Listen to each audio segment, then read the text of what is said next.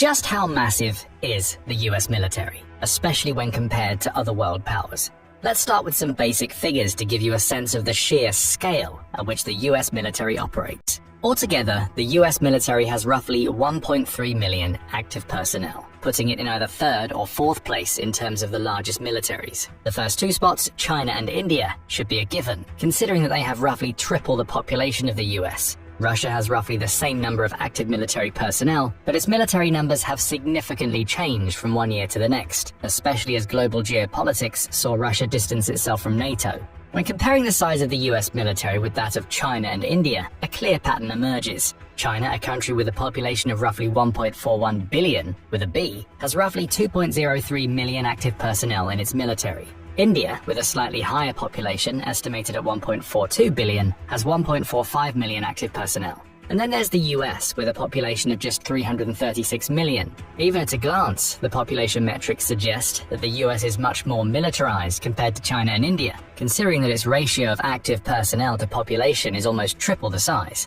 Of course, these are all figures from 2024, although the numbers, or rather the relative differences between them, haven't changed much over the past decade. But perhaps the mind-blowing scale of the US military is more evident in the fact that the US military is by far the biggest spender among the world's veritable superpowers. In fact, if you look at the biggest military budgets, the US military accounts for 40% of the entire world's military budget for national armies. That's 2/5 of the money the world spends on national defense, all wrapped up in the US military.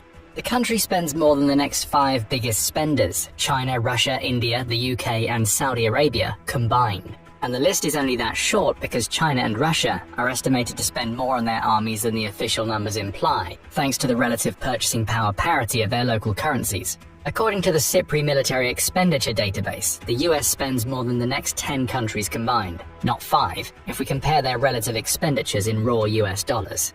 This financial mismatch is down to the US being a bona fide economic giant compared to all other countries. Impressive as the US's 2024 military budget of roughly $900 billion may be, it pales in comparison to the country's GDP. By some estimates, the US spends only 3.4% of its GDP on national defense, ranking it 9th in its expenditure on national defense globally. But the numbers from the 2020s don't come close to the figures from previous decades. During the wars in Afghanistan and Iraq in 2010, that ratio was closer to 5%. In the thick of the Vietnam War in 1968, the US was spending close to 10% of its GDP on the army.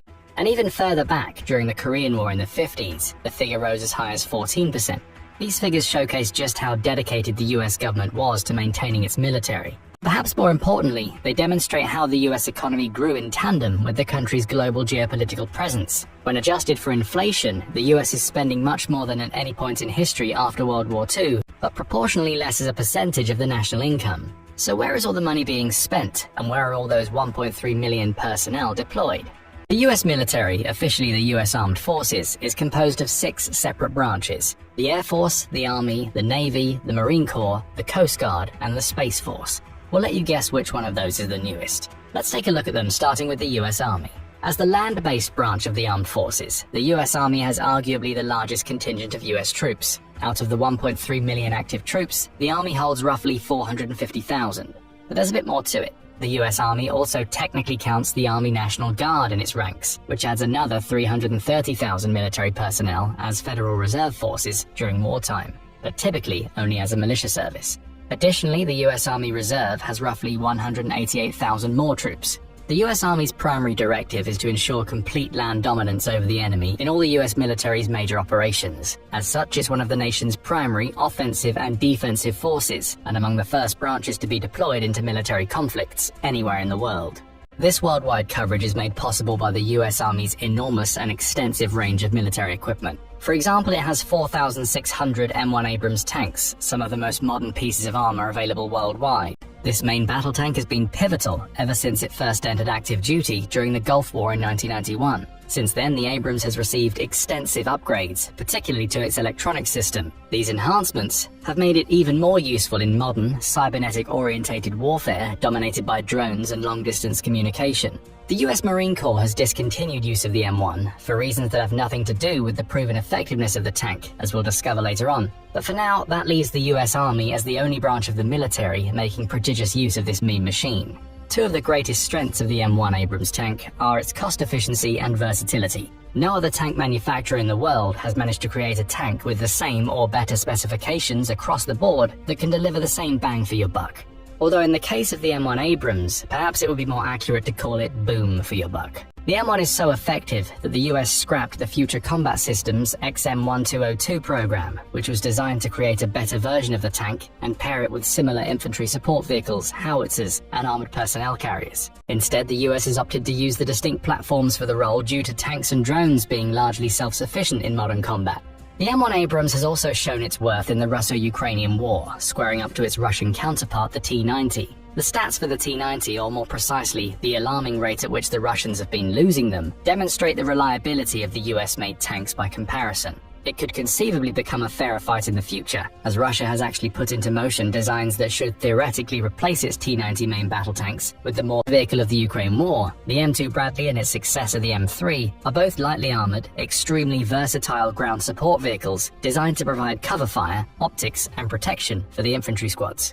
The Bradleys have two advantages over the contemporary tanks and infantry vehicles of other nations. First, the advanced optics include SADA 2 thermal vision, similar to those used by the M1 Abrams. This allows the Bradley commander to spot the enemy in low visibility situations, and the advanced optics system uses GPS and a laser-guided rangefinder to provide greater accuracy on the battlefield. Then the Bradley's primary weapon, the M242 25mm autocannon, comes into play. With a range of 1.2 miles and 500 RPM, the autocannon can shred through enemy vehicles, including lightly defended tanks, as two Bradleys managed to do against a Russian T-90 in the Ukrainian village of Avdiivka.